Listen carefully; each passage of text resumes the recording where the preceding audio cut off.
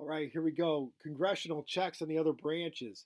Uh, Obviously, I think these are pretty self explanatory, but just in case, I need you to understand that if you're ever in a bind, legislation and funding work every single time, okay?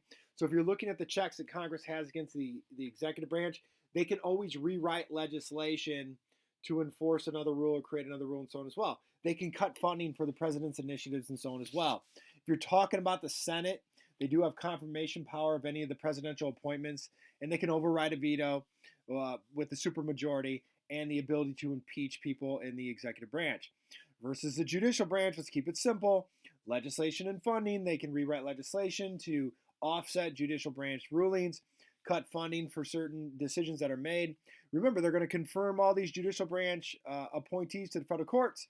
And we also talked about this as well. They can strip appellate jurisdiction outside of the core ideas set forth in Article 3 about what the Supreme Court can listen to. Congress can take away any other ones outside of those rules, like if it involves a state or an ambassador or a public official and so on as well. And they have the ability to create all the lower courts below the Supreme Court as well too. Now they also can check each other. Remember that it takes two. All right. So to pass legislation, they both got to be on the same page. If they're not, they can check each other.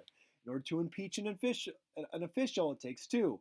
The House has to file, the Senate has to try and convict and guilty. And this idea of creating the lower courts as well too, that has to be a dual responsibility. So not only can they check the executive branch, the judicial branch, and each other, we'll talk about the bureaucracy a little bit later on. All right.